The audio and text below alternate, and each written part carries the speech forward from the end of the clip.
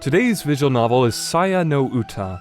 Saya no Uta tells the tale of Fuminori Sakisaka, who has recently been in a terrible car accident. Tragically, both his parents were killed, but to make matters worse, his entire perception of the world has shifted as well. Now the whole world appears to be a matter of blood and guts, and normal human beings look like terrible monsters.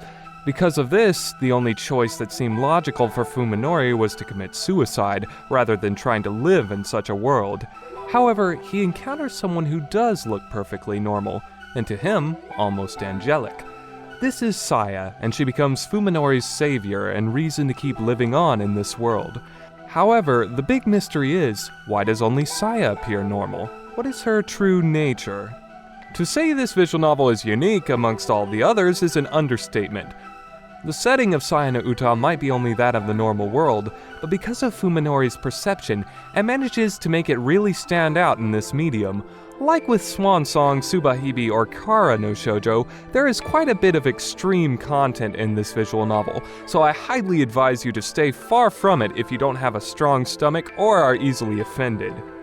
For the most part, Saya no Uta is a mystery horror with clearly a psychological edge. The mystery not only involves uncovering the true nature and identity of Saya, but also Fuminori, as his friends become quite suspicious of his behavior. Not that you can blame him for seemingly being overly distanced due to his new perception. The game does an amazing job of keeping you on the edge of your seat, probably better than any visual novel I've read. This is due to its extremely quick pacing for the most part, along with its wonderful atmosphere and creepy as hell soundtrack.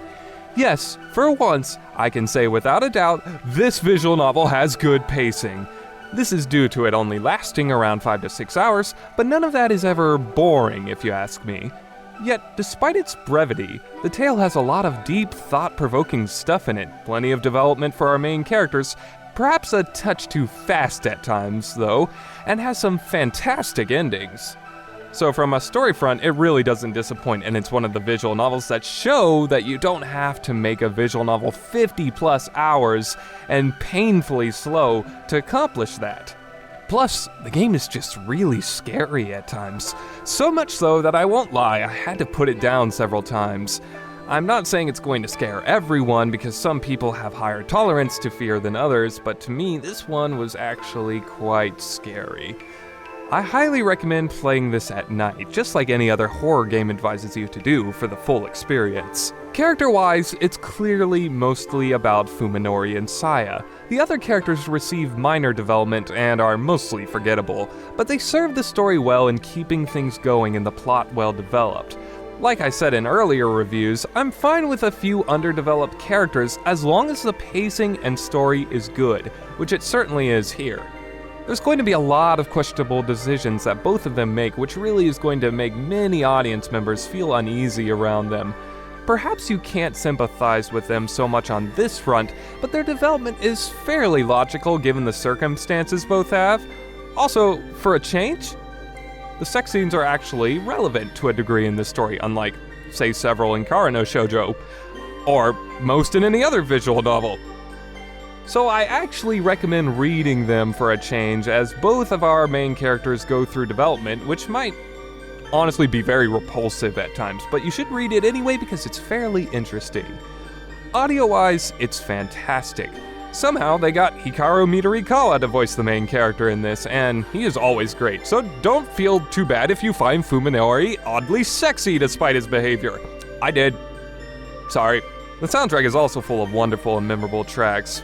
Everyone basically knows the tune of Saya no Uta. There's two Saya no Utas. There's Saya no Uta that plays during the game and Saya no Uta, the ending song. I'm talking about the one that plays during the game. Also, tracks like Sin are very, very good.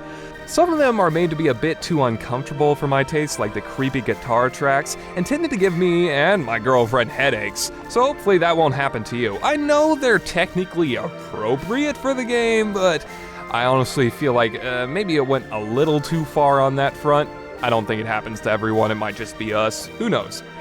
And honestly, this has some great ending songs. In fact, both Saya no Uta, the ending song version, and Shoes of Glass are my favorite ending songs from any visual novel, bar none.